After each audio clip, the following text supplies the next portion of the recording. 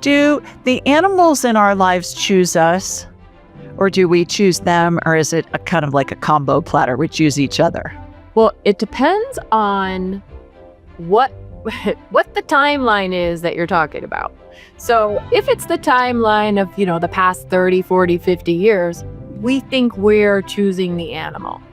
But we're not. We are not choosing the animal the way we think we're choosing the animal. So from connecting with the animals, what they've shared with me is that before we incarnate, it's already decided what animals are going to play a role in our life. And it's decided by our soul. And our soul kind of goes around as like, okay, who in my soul family is going to come and help me in this lifetime? And a whole bunch of animal souls, they're usually like, yeah, I'll help. So it's already in place before incarnation. Hi, everybody. Welcome to the Ask Julie Ryan Show. It's where we blend spirituality and practicality to help you live a life of purpose and joy. We have Danielle MacKinnon on the show with us today. Danielle is an animal communicator who believes our pets aren't just loyal companions, they're spiritual teachers here to guide us towards unconditional love. I have so many questions for Danielle, like, do our pets choose us? Do they reincarnate and return to us? And what are some simple, powerful ways we can all start communicating with the animals we love? Please remember to subscribe, leave a comment, and share this episode with your family and friends. Now, let's go talk with Danielle. Danielle, welcome to the show. I'm so delighted you could join us today. Thanks for having me, Julie. I'm happy to be here. Oh, my honor. You say our animals are mirrors for our soul lessons. What do you mean by that? What do I mean by that? Well, and they're more than mirrors. They're mirrors, they're models. They are very aware of our soul lessons. They know exactly what our soul needs to help us become the most conscious, happy, healthy people that we can be. And they use their bodies, they use their behavior, and they use their great love for us to help us discover that. So sometimes they're going to use mirroring, meaning if I have a soul lesson in this lifetime to learn how to be like calm and zen, and I need to chill out, and I can't because I'm always worried and hypervigilant and going crazy, right? Well, maybe my dog is going to mirror that by being really, really crazy and hyper and out there and just, there. And so much so that I notice what's up with my dog. What's going on with my dog? How many people are more willing to change for their pets than they are willing to change for themselves? So this whole mirroring thing really, really works for the animals to get us in line. I just talked to a woman this morning and I told her she brought this up and she was saying she was so full of stress and anxiety. And then we get to her dog, who's a Dachshund, Pit Bull, Collie, Lab, something mixed. And I'm saying, I don't even want to know the logistics of how that happened. I mean, try and imagine that. And she said, my dog is just like so anxious and so stressed out all the time. And I said, well, as luck would have it, I'm going to be talking with Danielle this afternoon. And she says that our pets are our mirror for our souls and what we're going through. So it's so interesting that, of course, I had a client with that exact issue this morning. They can also model, right? So maybe your person you're talking to, your client, is very, very anxious, and she ends up with a dog who's like, hey, oh, it's dinner time. And then you can kind of learn from the dog because the dog is modeling the behavior. It kind of I depends see the on, difference. yeah, what the animal thinks will work best for that human to get them to do the work. Ooh, what the animal thinks best for the human, because this gal and her pet were both stressed out. Yeah. And to your point earlier, she was thinking, how can I help my pet not be so stressed instead of how can I help myself? Exactly what you're talking about. So the pet decides what's needed. Their spirit does. Say more about that. In my experience, right, I don't know everything. I only know what I know from all the readings I've done and talking to all the animals. The animals have shared that their connection to, I don't know what to really call it, the universe, the purpose, spirit, whatever word is gonna work, is so strong, unlike ours where we have to develop it, cultivate it, make sure we're managing our energy, and we lose it sometimes. They don't lose it. They've Not only do they have it for themselves, they have it for for humans. So, it's so strong that they know this is what Julie's client needs. This is what's gonna work the best. This is what's gonna get her goat, or this is what's gonna make her finally take that step, or this is what's gonna make her so discombobulated that she finally makes whatever change it is. And a lot of the time, Julie's client thinks she's making the change for her dog, Yeah. but it's really actually benefiting Julie's client, Interesting. which then Wow. benefits the dog. Yeah. Yeah. Well, and I love that you say that the dog comes in with all of these abilities, because there have been bazillions of times, and I know you've heard this too, where the family will be watching TV in the evening and the dog's on the floor and the dog's head is just moving from side to side like he's watching somebody walk across the room, and none of the humans can see that there's anybody there, but the dog can see the spirit. Yeah. I know you've run into that. Yeah. In fact, I think that's one of the coolest things, the connection that our animals that are alive have to all of the other stuff that, like, you and your podcast and your work and my work are all trying to help people see and understand and feel and live. Animals are like in it all the time. It's Right. not a big deal for a dog to see a deceased loved one. It Yeah. is a big deal for us. Right. Yeah, and they don't seem, it's been my experience, and I'd love to hear your take on this. They don't seem to, be upset by it. It's not like they're barking and they're upset, like if a stranger walks in the room in human form or somebody knocks on the door or rings the doorbell or something. They just very calmly just watch them, as they're walking around the room. And when I see that, I turn on my radar to see who's there. It's like they're alerting me to, "Hey, Grandpa Joe's here," or somebody like that. Have you found that to be the same? I have. The only time I've seen, barking or alert type behavior happen is when the person's not getting it. The animal's like, "Hey, hello, look what's going on here." And, the humans aren't understanding, and so animals will resort to whatever they have to do to get that message through. But it's very much a normal part of their existence to be in connection with the other side, with the spirit world, and with the big picture. Like the reasoning behind why we're all here and what we're all doing and what we're all looking to achieve. That's just part of who they are that they are in touch with all the time.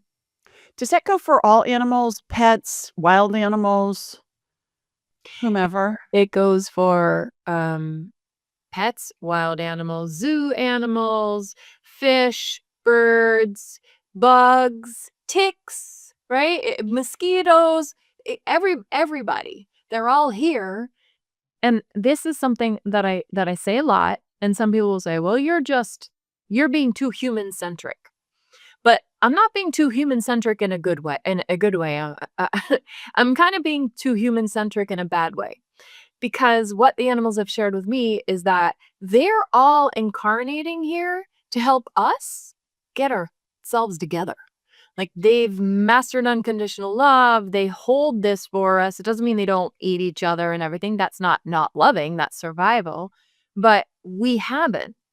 So here they are just trying to do what they need to do to get us to wake up and become conscious. And they're doing that through our love for them.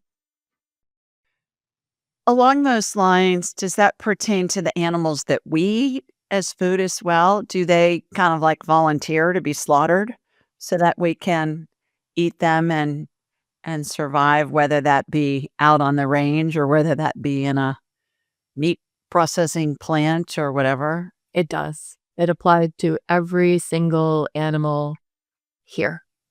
And so people that say, God, I can't eat meat or I can't eat animals because I just can't do it because I don't think they're supposed to be slaughtered for food for us. Do you have a response for them? Oh, they're more evolved. No, I'm joking. No, we're joking. Who's more evolved? The ones who don't eat meat. No, I'm totally joking. Everybody's on their own journey with that. That's a total joke. And everybody's going to figure out what works for them and what doesn't. Yeah. But part of, like, for somebody who's cluing into the pain of the animals that are going to be slaughtered, that's part of that person's journey to becoming conscious. Somebody else is going to have that journey with animals in a different way. So for some people, there's a really big focus on eating or not eating animals, etc. And so that's part of it for them. But it's not part of it for everybody. Other people are going to be with animals and become conscious through having animals in their life in a different way, like through having like this incredible love with one specific animal. But all of the animals have contracted, according to what they've shared with me, to come here and help us like feel and be more compassionate and empathic and kind of let go of this push-pull survival thing that goes on and find balance that the natural world has that we don't have. Interesting. Do the animals in our lives choose us, or do we choose them, or is it a kind of like a combo platter? We choose each other. Well, it depends on what what the timeline is that you're talking about. So Okay. if it's the timeline of, the past 30, 40, 50 years, we think we're choosing the animal. But we're not. The animals, we are not choosing the animal the way we think we're choosing the animal. So from connecting with the animals, what they've shared with me is that before we incarnate, it's already decided what animals are going to play a role in our life. And it's decided by our soul. And our soul kind of goes around as like, okay, who in my soul family is going to come and help me in this lifetime? And a whole bunch of animal souls, they're usually like, yeah, I'll help, I'll help, I'll help. So it's already in place before incarnation. And then so now I've incarnated here, and these animals are going to do whatever they can from that soul level place to show up in my life and to help me grow and evolve and do the work that I came here to do. So they're kind of like maneuvering things around to end up showing up in our lives. So we think, I found this one on Pet Finder, right? There's so much more going on behind the scenes than that. It is not about a website. It is about the connection between the two and the fact that this animal is supposed to come into your life, whether for a short time or a long time. Yeah. That's not decided beforehand, but the animal's supposed to be in your life. So how do you say who chose who? Combo platter. Yeah. Combo But platter. it's not us choosing the way we think. Does that pertain also to dogs that we take care of, perhaps for a loved one who's going on vacation and their dog comes to stay with us for a couple of weeks, and or dogs that belong to other family members and friends, and we see them a couple of times a year when we go visit them, or if we visit them more often? Or do you think that just pertains to our animals that we have that live with us? It's a great question. And from what I understand, it depends on the connection that you feel with that animal. So an animal could come into my life and I only meet that animal one day, but that animal made an impact on me. That's the connection. Or an animal can be in my life and I never know it and it doesn't matter and da-da-da. I mean, that's never happened, but Yeah, I bet not. But it depends on that level of connection. So if you are watching your father's cat all the time and this is somebody who you absolutely love or who you absolutely hate, it could be also an animal that you absolutely hate, because that could be a way you're learning from this animal. When the emotions are big, positive or negative, that's a sign that this is one you're meant to learn from. Interesting. Can we use soul contracts to address our pets' behavioral issues? Kind of. So, if so the way that I understand it is that when a pet is having a behavioral issue and it's bugging me, it's upsetting me, it's getting to me, it's a thing for me, that behavioral issue is usually related to whatever they're teaching me. So when I start learning, mastering whatever the thing they're wanting me to master, that's going to affect their behavioral issue because they're no longer going to need to do it at the same level in order to get me to notice and do the work on myself. Does that make sense? It does, but how does one discern what's this behavioral issue trying to show me? So this is kind of cool. If you look at you have that you have that voice in your head that kind of maybe doesn't always talk so nicely to you or kind of says stuff. So if you look at what's happening when the behavior thing is going on, the thing that's bugging you, and you start walking it back to what are the words you're saying to yourself about this? So for example, I had a dog that used to jump up and down on everybody and it was I was embarrassed. I was starting out as an animal communicator and I was like, I should be able to tell her to stop. I am no good at this stuff because and so her jumping up and down really brought out my belief that I wasn't good, that I wasn't good enough as an animal communicator or even as a human. And as I started to understand that and work with it, wait, this has nothing to do with that. And I started looking at my own beliefs in myself. She started not jumping like that as much. And as our relationship progressed, by the time she passed, when somebody would come over, she would just bring them her teddy bear. And No. it's because I know it was so cute. But it's because I had learned enough of, hey, I am good enough, not 100% there, but I'd learned enough and shifted the belief enough that she was able to be like, all right, I don't need to keep bringing this up for her. Mhm. I love that. My brother and sister-in-law's dog, Murphy, who's a medium golden doodle, and she's just darling. I mean, she's just what a great dog. Every time I see her, she wants to paw, and she's got these nails, and she scratches the crap out of my legs. And so I'll grab her paw, and I'll say, "Murphy," and I'll say, "No paws, no paws." She's like 7 or 8 years old now, and she still does it.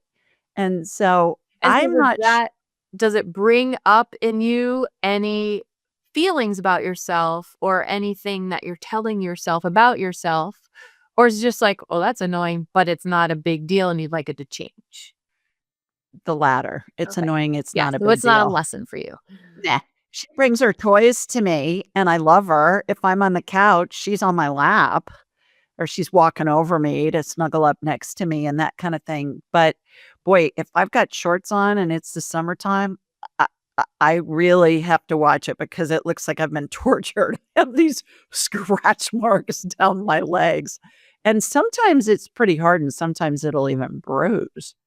It could be a lesson for, I think you said at your brother's house? My brother and Could sister-in-law's be a dog, yeah. lesson for them. Yeah.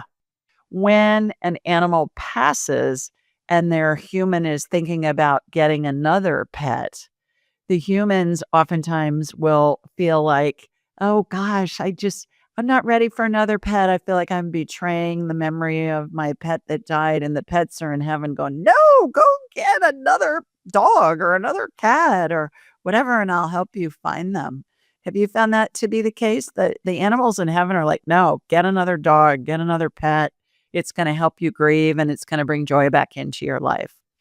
I have never encountered an animal on the other side who was like, "She better not replace me." Like, they don't Yeah, I haven't either.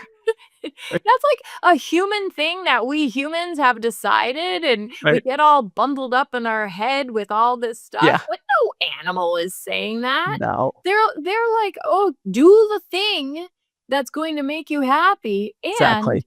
they're on the other side working with the pet that's coming in to help make this all happen. There's like a whole big orchestration going on. And a lot of the time, the pet on the other side is actually working with the pet that's coming to help them like pick up the baton for that soul level lesson that's happening. So there's like, you kind of can't make a mistake with that. But I feel like with animals, we humans, we just get all up in our head.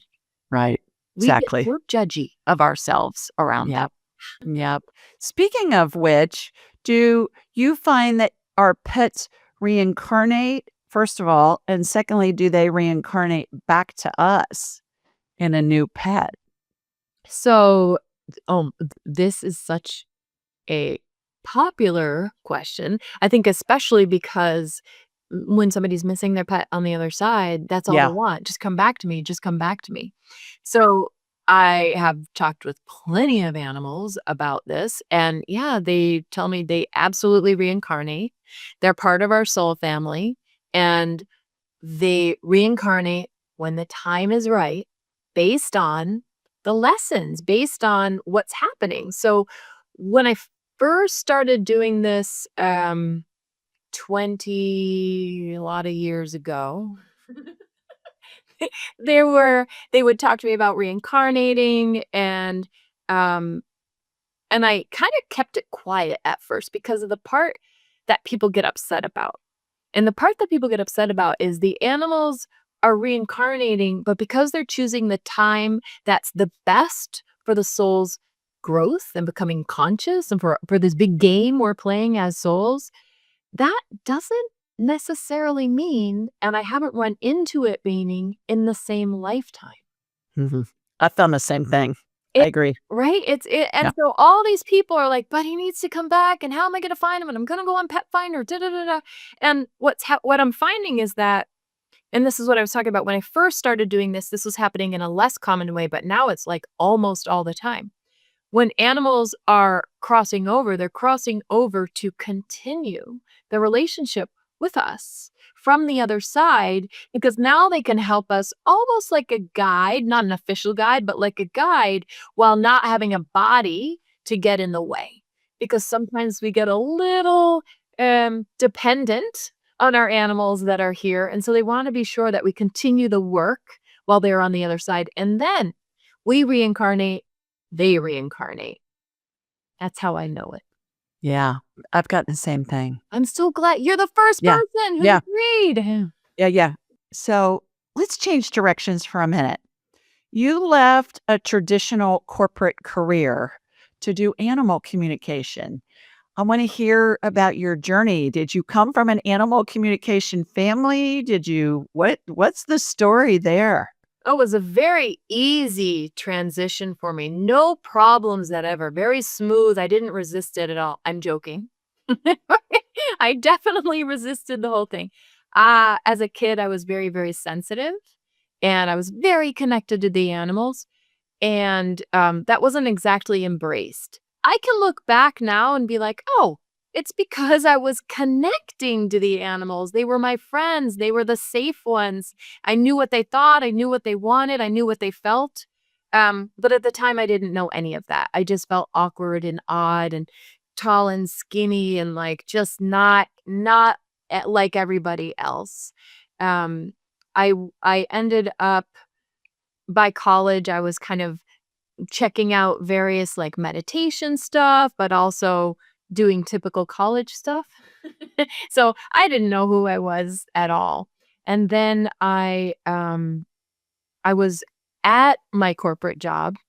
I actually left my MBA. I had 4 classes left and I was not into it at all. And my dog got sick and very sick. So much so that we had to have her at the vet for several days and nobody could figure out what was going on. We did all the tests and a friend said, take her to the pet psychic. And I was like, what? The pet psychic? Because I'd always been interested, but it wasn't in any way okay in my family. I was too sensitive already. I wasn't going to go see a pet psychic. So the experience with a pet psychic opened my eyes. The pet psychic was able to talk with my dog, find out that she'd eaten corn cobs. She did end up passing the corn cobs and she was okay, but and knew as well because she told him that we'd been fighting about my mother. And we'd been fighting about my mother-in-law. Didn't matter to me. That was close enough to me. You know my dog ate corn cobs and that my husband and I have been fighting for a week about my mother. I'll take it. And that was kind of like the break it all open moment where a whole bunch of things started falling into place that made me realize I know more than I thought. And I've been doing stuff that everybody's been telling me I haven't been doing. So then it was a bit of a long road to get me to go full time in this work because I still had the MBA salary. I still was in the corporate world. I was still doing all of that and I was very good at it and very successful. But it didn't feed my heart. It didn't make me, it just didn't, I wasn't helping anyone. I was figuring out marketing and events and bloobity blah. It wasn't what I was meant to do. So I eventually, after ignoring a ton of guidance, so much guidance, decided, all right, I'm going full time. Because I went part time right away, but I eventually, the day we moved into our new house was the day I got laid off at one corporate job, and I said, all right, I'm going full time. This is it. This is it. And that was not easy as well. Each step, I am the best resistor. I am the best. You give me guidance and I'm like, oh, I don't think that guidance is big enough, and I I just keep going on my plan until, I finally have no choice. So that's how I can look back and be like, oh, that path all makes so much sense. But Right. dealing with it and going through it, I resisted every step of the way, even though I really wanted it. Yeah, I understand that. Well, and it takes courage to put yourself out there, not only for you and your family, but for all the people that know you too. And they're going, what is she doing? And really? What's up with this? I didn't know this part about her or things like that. Perhaps your family and friends knew that you were doing all of this, but I'm sure you surprised a few people. Did you get any blowback from family members or Oh, sure. friends? Oh, yeah. I mean, I was more okay putting myself out there to people I didn't know. I'd go to do an event and I wouldn't let my husband come and, nobody come that I know, only because they're seeing me in a different light. I'm not doing spreadsheets. I'm actually connecting in and being the emotional, intuitive person I naturally am. And it felt like they would see me like I was making it up or I was pretending or something, even though I felt more myself doing an event in front of however many people and doing readings and all of that than I did sitting at a desk and figuring out the timeline and that stuff. I remember when I first started, this was this is like, I don't know, 2002 maybe? And I was sending out emails in a newsletter, which is a very normal thing to do now. I didn't have very many people on the newsletter list, and my mom said, "You didn't send that to anyone but me, did you?" Now, she's come around more since then. When she had dogs in her life, she would call me to ask them things. But at that time, she didn't want anyone in the family knowing.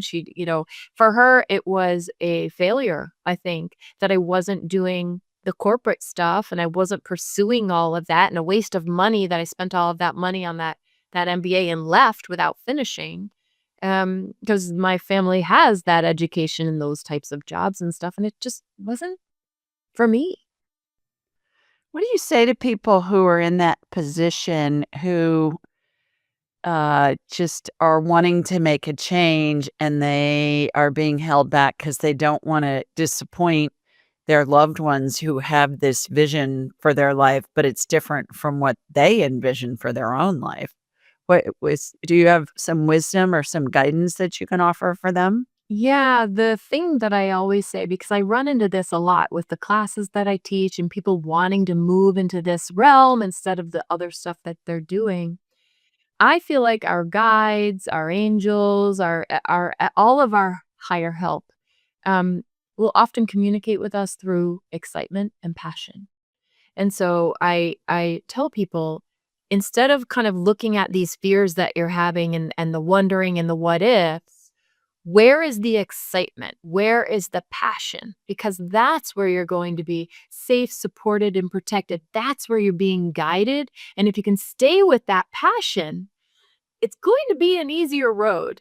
Did I do that myself? No, I resisted the whole time. But I have learned through experience that when I'm truly excited about something, when I'm like, and I feel it in my body and I have the butterflies, I'm like, yeah, I know that's the right thing. I know it. And that is the guidance coming through. If we follow the passion, that's the guidance. Yeah, the joy, the excitement, the curiosity. I find the same thing.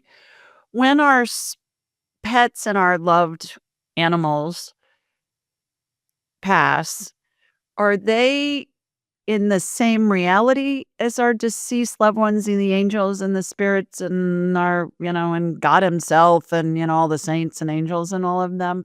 Or are they in like dog heaven and cat heaven and guinea pig heaven and hamster heaven? How does that work? From what I see and experience in my readings with them, it seems like everybody's just over there. They all become souls. Souls over there. And I say over there, but where is over there? There's not over there. It's not over there. We know it's not over there. But it's the easiest way for, I think, my human brain to talk about it is to say over there.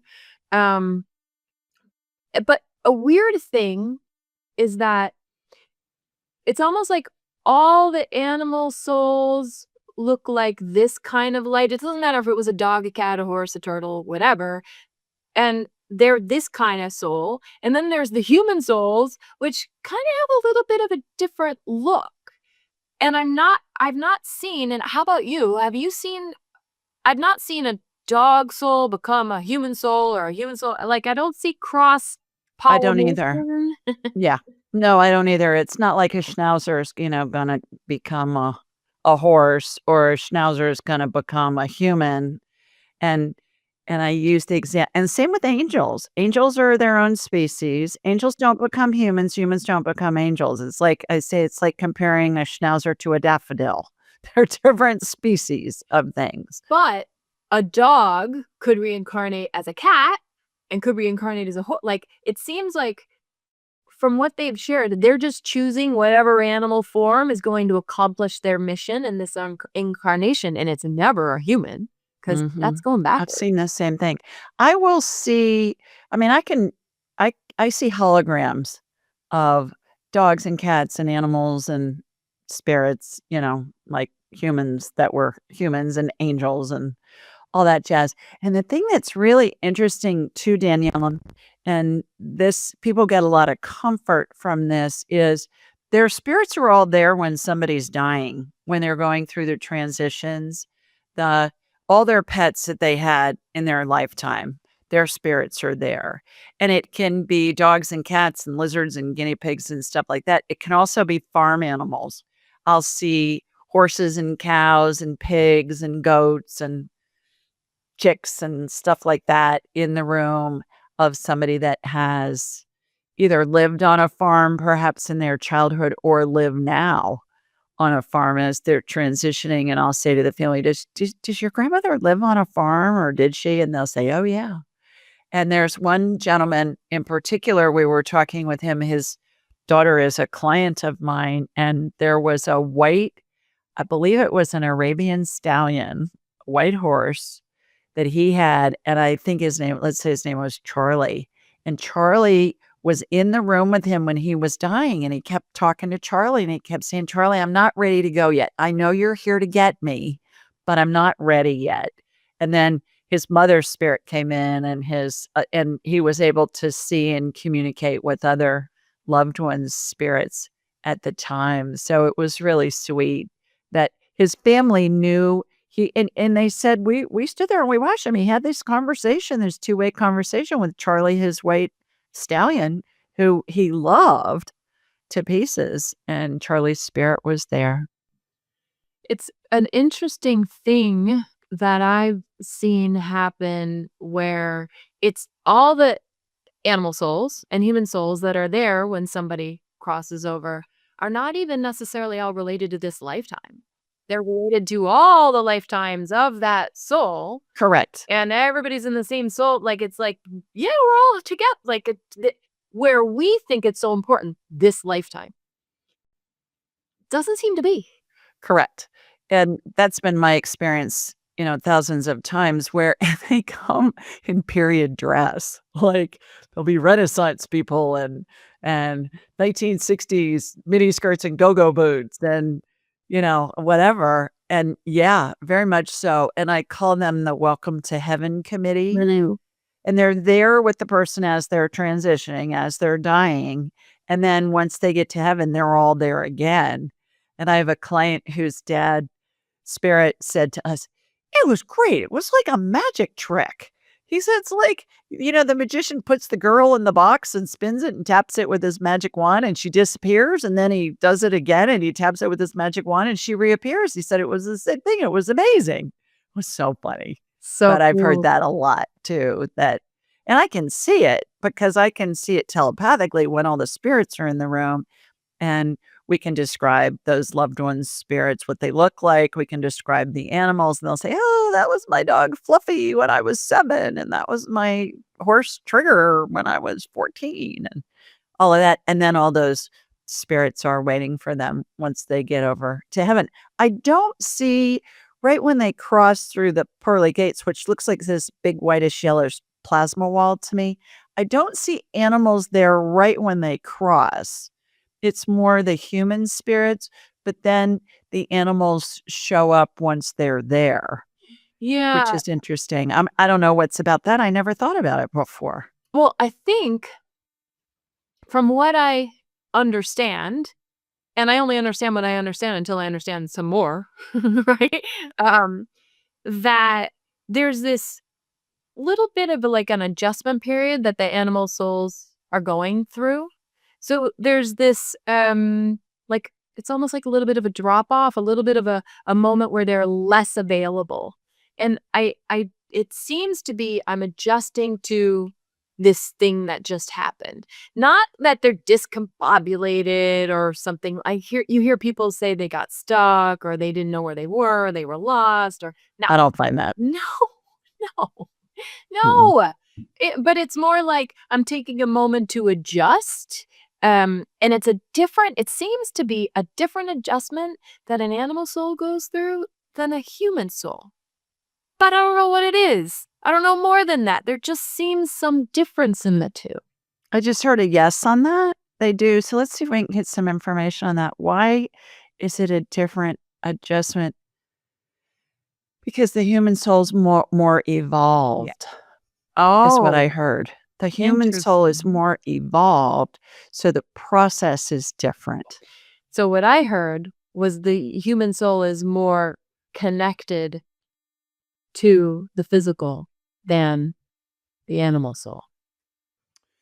Yeah. So let's see if we can get some clarity on the more evolved, what's, obviously on the food chain, right? On the You food got chain, the yes. parameciums and then the bugs and But not and on the everybody unconditional plays love their chain. part, certainly, but we like to think that the humans are the most evolved species that have a human existence.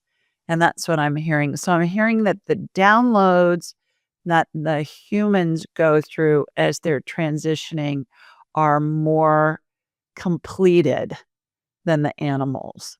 The animals, it's more esoteric, I heard the word more fuzzy. Does that make sense? Fuzzy. I never thought about it before, that it's perhaps a more concise transition, maybe with humans than with animals. It looks like with humans, boom, boop. And then animals, more of a slow swoop versus a boom, boom. What does that mean? I don't know. But it does feel like I've actually never really spent time looking at this either. I haven't either. No. Yeah, I've never thought about it. Yeah. No, but it We'll have to does. compare notes. Yeah. Well, I've not also had somebody agree with so many of the weird things that nobody else agrees with that I say, so it's Oh, no, really no. cool. I haven't heard anything that you've said that I don't agree with. I I've I I've it's awesome. yeah. No, I've witnessed the same thing that you're witnessing, same thing. So, let's talk about, euthanizing pets. That's so excruciating. I've done it. It's awful, awful, awful, awful. Have you been through that as well? Yeah. And when I'm working with a person whose pet is dying, and the pet, I can tell, like humans, the spirit exits through the top of the head. It kind of hangs on as they're dying as a speech bubble kind of a configuration. And we'll ask the pet, "Are you ready to go? Do you want to be euthanized?" That kind of thing. And it's just heart wrenching. And many times the pet has said to me, "I'm staying alive because she's not ready for me to go yet," or "He's not ready for me to go yet." And then we can say, "This really is about you being able to let your pet go." Talk to us about what your experience has been with the euthanizing of pets. Um, I just wanna ask I want clarity on so when an animal is going to pass, you see their spirit coming out of the top? I do. And I it think hangs coming on. out of the bum. No, for me, and same with humans, looks like a cartoon caption bubble where the words or the thoughts are. And whether it's a pet or whether it's a raccoon, Yeah. it doesn't matter, like wild in the woods. Yeah. Interesting. For me, the spirit starts to leave the body out of the bum, and it's like the body gets less and less colored, less and less full of the Mhm. spirit until it fully leaves out of the bum, like basically the root chakra. So interesting that you see it Yeah. so differently. Yeah. So yeah, I've worked with plenty of animals. Are you getting ready to go? Yes, I am. How do you want to go? I want to go this way. I want to go that way. I want euthanasia. They absolutely have said many times that they want euthanasia. Um, my belief, because of the readings that I've done, is that when we choose euthanasia, we're not truly choosing it on our own. We are being guided to choose it because that is what this animal wants. I And agree. it's not and I mean so many people feel so terribly about it. And yet then I'll go and talk to the animal and the animal's like, "Well, I made it pretty obvious." So she had to choose it because my time had come and it was time for me to go. Right. Um but again, we get all bunged up in our heads about it, and then we throw all this other emotion and guilt and everything else in there, and it doesn't allow for what could be a peaceful experience sometimes it's not, but what could be a peaceful experience because we're giving them what they're asking for to be able to happen. It's really, really hard for the human versus the animal. I haven't witnessed it being hard for the animal other than I haven't either. the piece that's hard for that seems hard for the animal is that, in euthanasia, sometimes when the animal seems to fight at the shot, and there's that last fight, and that happens sometimes. What the animals have shared with me is that that's the last burst of energy needed to separate the spirit from the physical body. And it is not what we perceive of, I'm making a mistake, I'm doing the wrong thing, but we think it is. And it's very hard to see so many people beating themselves up about this decision that they made with love. They Mhm. just, "Oh, I have to do this. This is the right choice." And you in that moment, you decided that this is what had to be done. And then later, go back on all that and spend all this time in guilt and, kind of miss their pet loss journey because they're feeling so guilty. Well, in humans, it's called the rally, and every hospice worker and every critical care medical provider knows about the rally, and what you just described is what I believe is the rally. in the pet. And oftentimes the pets will rally like humans do maybe the day before they're due to be euthanized. And so their humans are saying, "Oh, well, maybe I need to cancel that appointment." And then they wake up the next morning, the morning that they're supposed to be euthanized in it, and they're just, it's kind of like one last hurrah that they give them before they depart, I look at that moment like it's almost like a gift. You made the right? I decision. agree. Now I don't have to spend the energy to show you. I can be free for a moment. I can be energetic. I can be present. We can have a few last moments because you made this decision. Yeah, I've called it the rally as well, and it's a great term to help people understand what's really going on. But sometimes somebody's so much in their grief and their guilt, really, not the grief, but the guilt, that they can't even hear that. So I hope that you bringing it up and me bringing it up helps them. I have I have a thought about when you see the spirit when a pet is dying coming out their rear end, and I see it out the top of the head, because you said you see their body start to disintegrate. Yeah, it And gets so see-throughy.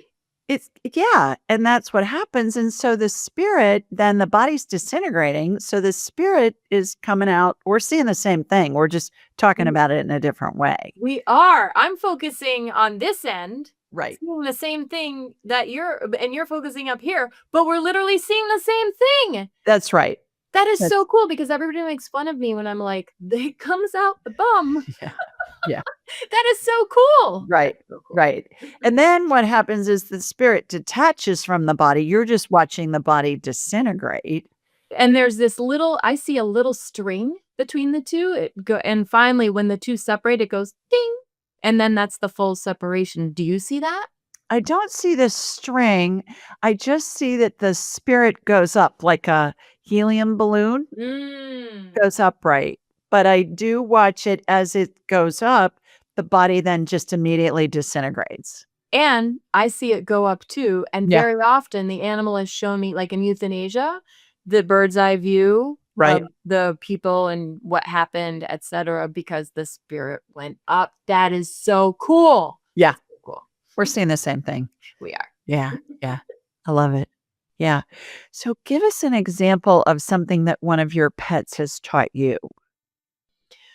One of my pets has taught me. So my dog Tuka, um, she's not a hugger, What and kind of dog is she? she is a Great Pyrenees Bulldog, Bull Terrier, Chinese Crested Beagle mix. Good heavens. Wow, that's a mouthful. And, she's not a hugger. She loves to be loved, but only loves to be loved the way she wants to be loved. And so my husband and I both struggled with this for a bit, and it was that I I wanted to be able to hug her. I wanted to be able to touch her and hold her and do the things with her that, to me, makes it feel like she loves me, I'm worthy of being loved, we have this relationship in this way. And the more I tried that, the less she was into it, and the more she's going off and, growling at me and going in the other room, and I really had to understand I can't make someone love me in a way that doesn't work for them. And I can't give love to somebody who doesn't want the love in that way. So I had to start to really understand this idea around what love is and what just because she doesn't want the love that I want to do the love doesn't mean I'm not lovable. Does that So make what sense? did you figure out? How does she wanna be loved? So now she'll be 11 in a few days. So she'll come over and she'll sit. She's 75 pounds, and she'll sit her butt on my lap, and I know, and I scratch her butt, and that's her version of a hug. And if we stay like that, she will stay like that as long as possible. And I have learned, all right, this is what our connection is. And just because she doesn't want me to then put my arms around her because she's in my lap doesn't mean she doesn't like me, she doesn't love me, I'm doing something wrong. So she's really taught me about love. And when you think about it, you can't get anybody to love you the way you want them to love you. It doesn't work that way. Yeah. And I had to learn that.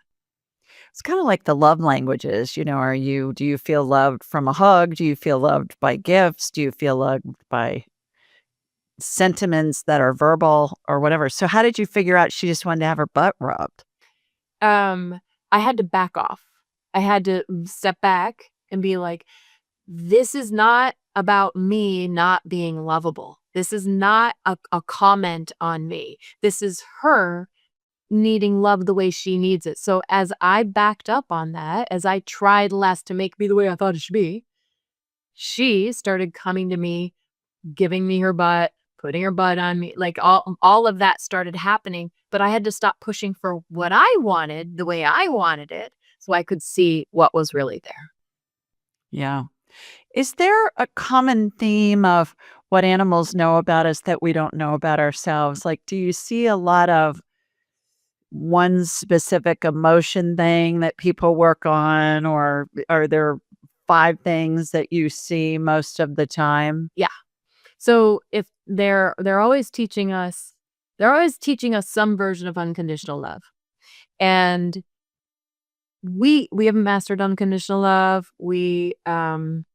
And none of us have, right? I still have that voice in my head that says, you're not good enough. You shouldn't have said that. You shouldn't have made that joke. Julie made a face, all of those things. Right? So that little voice is going off. And that little voice is related to negative beliefs that I have about myself. So what I've found is that there's 4 kind of general negative beliefs that they're working with us to help us turn positive. So the negative beliefs they're working on helping us turn positive are that we're not safe, supported, and protected, that we're not deserving and worthy, that we're not lovable, or that we're not good enough. And an animal will come into your life and will be like, hey, I'm working with Julie on this one. And they kind of, that's their purpose. They're going to help you with that one. So my dog Bella, the one who jumped up and down, was helping me come to believe that I was good enough, or make progress on the way to believing that I was good enough and not spend so much time on the not good enough. And what I found is that even when you look at a specific lesson, it always falls under the umbrella of unconditional love. And then you can figure out which one of those 4 it's really related to. Interesting. Do you ever see a day where animal communicators will teach in vet schools and or be part of a veterinary practice? I've done that. You have. So Tell us yes, about that. Yeah. I do see that. A veterinarian she's brought me in to teach her veterinarians animal communication, to talk about the connection between the two. And yeah, did a weekend long workshop with them. It was very cool. And then I had a vet call me from the operating table. Hey, I don't know if I should continue working on this dog or not. And so right there we did the reading and figured out that dog did not want her to continue, and it was time for that dog. So when you open up the idea of, hey, there's extra help here, it can help somebody in their job. And I'm not saying she didn't finish the surgery. She did, but she knew then what was going to happen from that surgery. Mhm. Yeah. So how can people communicate with their animals in the meantime before they take a class from you about how to communicate with their animals? Do you have an easy to implement way that everybody can do in the short run? What I would say is that people who are very connected to their animals and love their animals are actually already communicating. Mhm. So I would encourage people to look at the things where they think they just know their pet really, really well, and consider, could that be not that you know your pet really, really well, that you can anticipate their needs like that, but could there be an intuitive connection here? Your dog walks in the room, and you're like, oh, he needs to eat. Well, walking in the room, does that really tell you that? Is that really because you know him so well? Or are you receiving other information? I think a lot of people mistake a, a close relationship. They think it's a close relationship. They think they're really smart. They think they take in all the data and they're figuring it all out, but really there's intuition going on there. And starting yourself thinking that maybe some of this is intuition can be the first step to starting to trust and not think that everything is a coincidence. So it's already happening, but you have to get your brain to start thinking that way before you can even take a class to, hey, maybe this is really going on. Are you finding that fear is really the impediment to being able to communicate with their pets or their deceased loved ones' spirits I in would general? I would call it fear, maybe trusting themselves. When I'm gonna hold a class, a lot of the emails that I'm getting are, I'm so worried everybody's gonna be able to do it but me. I'm so worried I don't have the gift. I'm so worried what other people are gonna say. So there's fear in there. I'm so worried I'm gonna not know what it's in my head versus the animal. That's a huge one that people think they're not gonna be able to differentiate between the animal and the human. And so much of it comes down to just try it. Just try it out. You can't like stand back here and evaluate and try to figure it out in your head and not share what's really going on because you're never going to know because now you're in censoring energy. So it's fear, it's trust, it's confidence, and then it's also, I'm sure you've been through this idea of doing something that's just so different. And if you do something that's so different and you're not immediately good at it, well, then you might be a fool, But if you can do it and be immediately an expert at it, then you're going to have the confidence. But that doesn't happen. No, not with pretty much anything. Oh, You got to do it for a while to get confident yeah. on it. Yeah, So I taking that agree. risk, I think that being comfortable to say, all right, I'm going to take the risk. I'm just going to try this thing and not going to worry. I'm going to say, all right, you know what? I knew he wanted dinner. I'm going to drop that up to, I think that was intuition. And then it starts being like, all right, maybe there's another one of those moments. And you can kind of start growing it that way to open your mind to this idea. A question I get a lot from pets is, do they like the food I'm giving them? Yes. I have heard everything from my two favorite are cats really like little friskies. I hear, I'd really like little friskies, and the pet parents buying some really expensive something something from the vet. And then the other one was recently I heard this, Danielle, and it was she had brought in a stray cat from the neighborhood, and she wanted to know if her new cat was enjoying the food she was giving him, and the cat said, "Oh, it's great because mice are really overrated." I thought that was hilarious.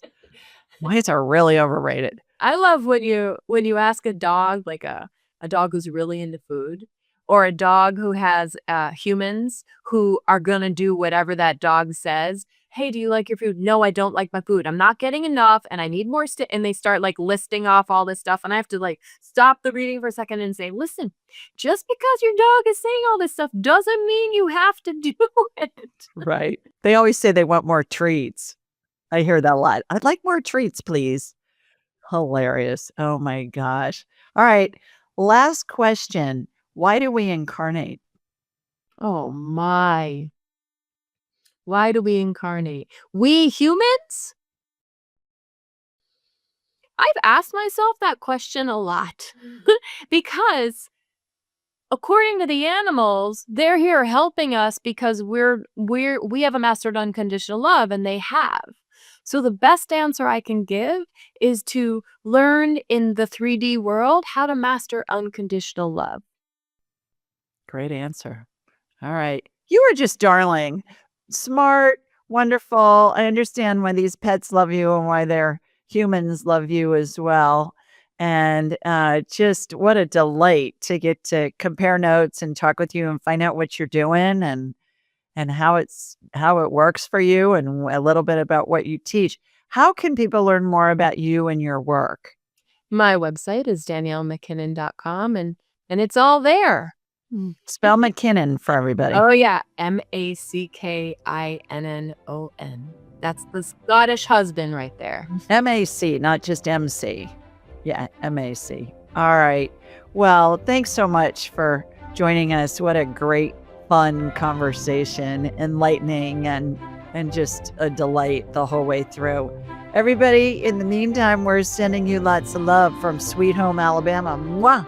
And from Maine too, where Danielle is. We'll see you next time. Bye, everybody.